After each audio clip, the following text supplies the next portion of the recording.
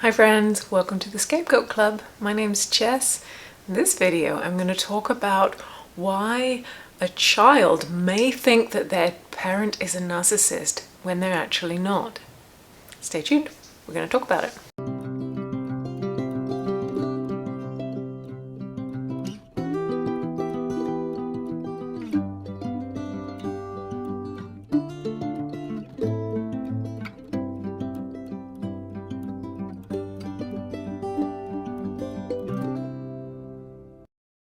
Hi friends, welcome back to the Scapegoat Club. This I'm going to put in, I think, as a little extra bonus video. I've got a few done and I've got lots of super interesting videos, so I'm going to just pop them in during the week. We're going to have regular videos on a Saturday, but this is going to be an extra one midweek just because I can. So this video is something that has been bugging me for a long time, and it's prompted by this conversation around that a lot of children are labeling their parents as narcissistic, but the parents are saying we're not narcissistic or they aren't diagnosed by it. And so what's happening here?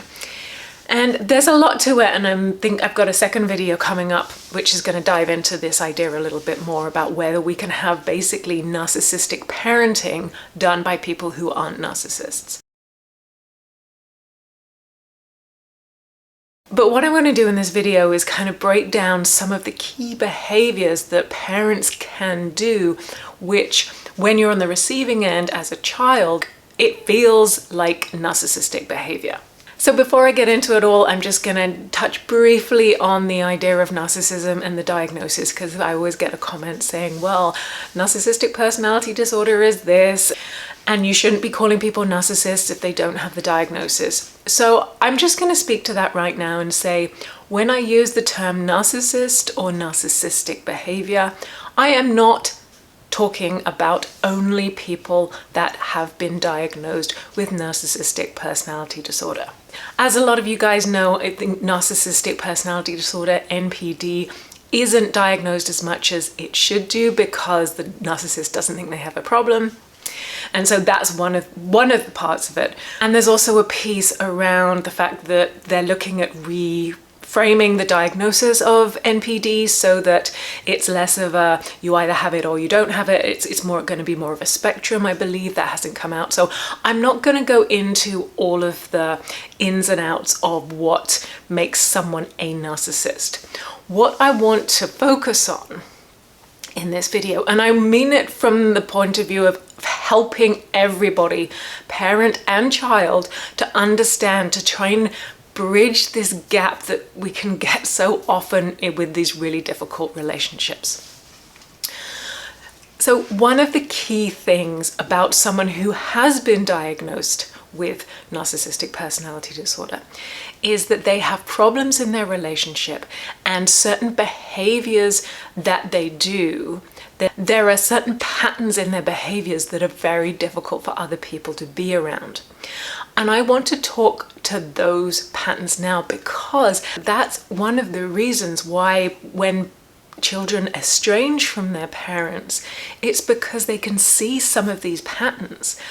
And so if you're from the child's perspective, potentially if you think you're the scapegoat in the family, then hopefully this will give you an idea as to what patterns you're seeing. And if you're tuning in from the parent side, then first of all, thank you for being here. Thank you for being brave as to listen to the other perspective. I know that it's hard, but also I really hope that giving the perspective of what it feels like from the child's side will give you a little bit more insight as to why your child has decided that the relationship is deciding that the relationship is difficult or has already gone.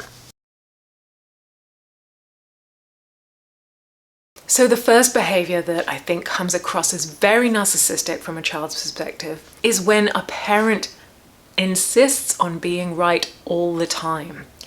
Again, that's something that narcissists do. They can never be wrong. So when a parent has the perspective of, I'm always right, I know best, then it makes them look inflexible, it makes them look rigid.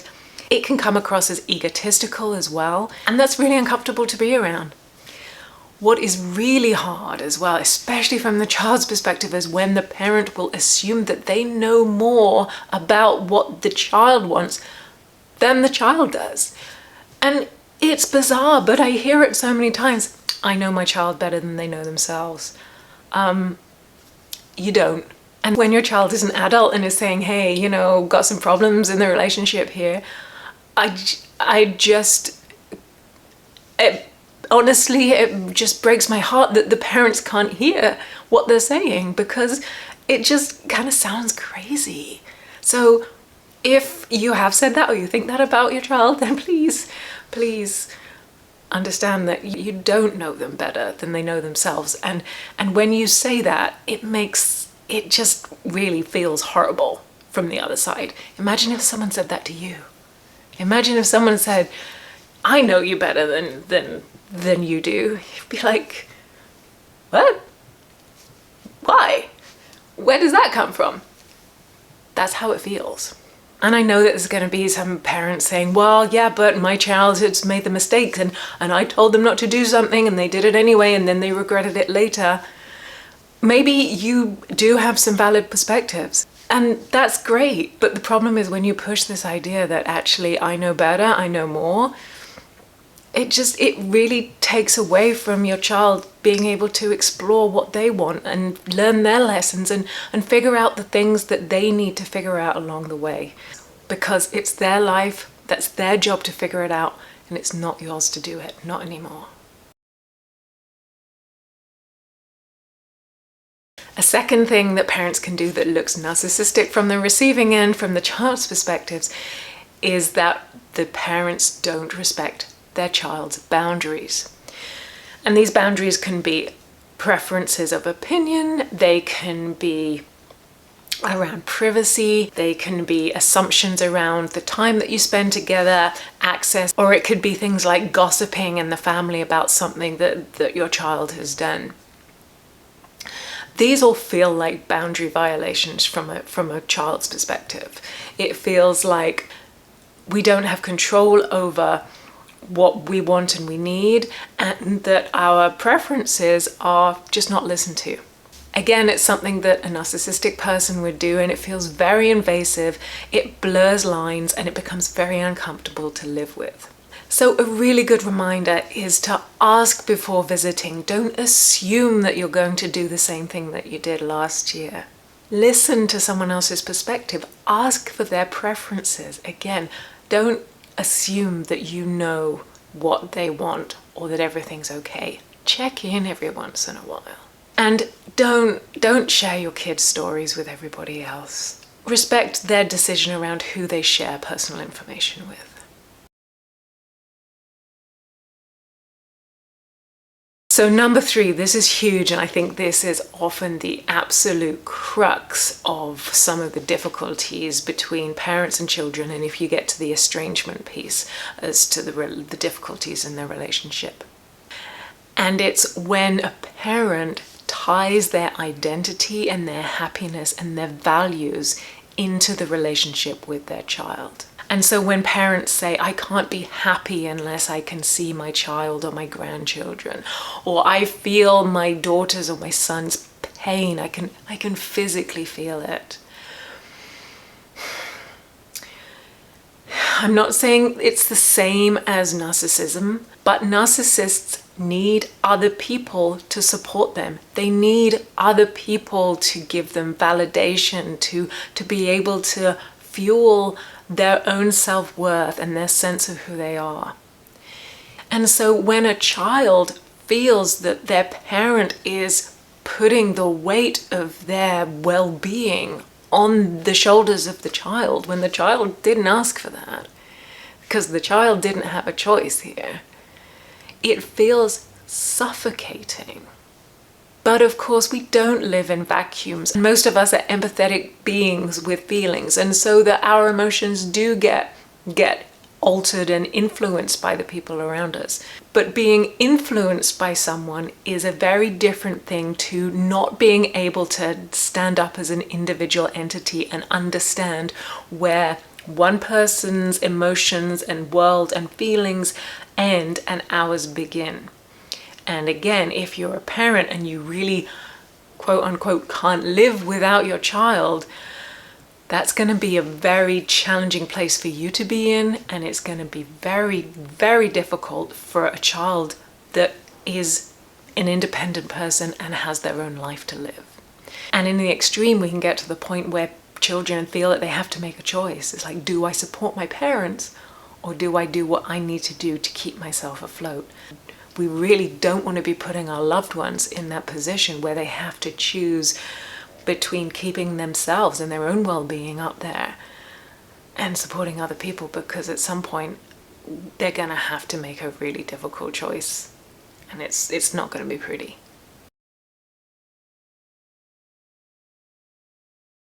A fourth problem that can come up between parents and children is when the communication is bad. And again, coming from the child's perspective, when a parent doesn't really listen, doesn't empathize, or tells the child something rather than asking what they think, it can feel very one-sided. We can feel very steamrolled. Again, narcissists aren't good at listening and they cannot empathize. And so when a parent really can't or resists putting themselves in their kids' shoes to think about how things are feeling and consider how things look from their perspective, it comes across very, very difficult.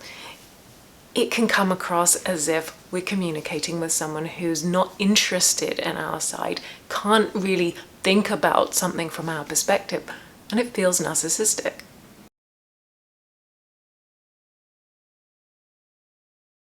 The last one I have on my list, and this is by no means an exhaustive list, so if you have any thoughts or comments as to things that your parents have done that feel narcissistic to you, please drop them in the comments below. I'd love to hear them.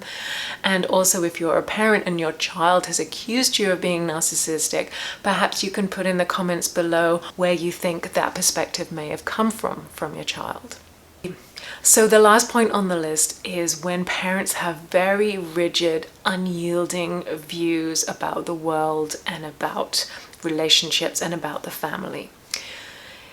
This is really challenging from a child's perspective when they grow up, they become adults, they are maturing, evolving, figuring out their own place in the world, their own lives. And so when the family is very rigid and doesn't accommodate for those changes, it's really, really difficult because it pulls the child back into these old, outdated roles that they don't align with anymore, and that may also be inaccurate and untrue. Narcissists are very similar in terms of they don't have growth mindsets. They don't want things to evolve. They don't like change. They're very rigid and they aren't naturally curious, and change is really hard because it's likely to be a threat to them. They definitely don't support change and growth within other people around them. So when our parents don't do that for us, or they can't see who we are anymore, they have these outdated views, or they don't listen and they're not seeing us for who we are now, it's really hard and really sad to be around. And eventually we have to make tough choices. Do we just accept it? Do we turn down our hopes and our expectations and our wishes for the relationship? Or when it gets really hard and we're being pushed into roles that are very difficult or harmful for us, again, that's when we have to make very difficult choices around the relationship, and we can get into cut-offs and estrangement. So friends, thank you again for joining me. I hope you found the video useful. Please comment below, let me know what you thought. And if you want any extra support, check out the website. I've got the blog, I've got individual coaching, and watch this space because I'm going to start doing some meetings. I'm just trying to figure out what that's going to look like and where that's going to be. It might be a YouTube live thing. It might be something more in terms of like a webinar, Zoom meeting. Let me know what you'd like and what you'd like to see and what you think would be useful. I'm going to stop talking. Thank you so much for being here. I appreciate you all so much. Please take care, and I will see you again soon. Bye for now.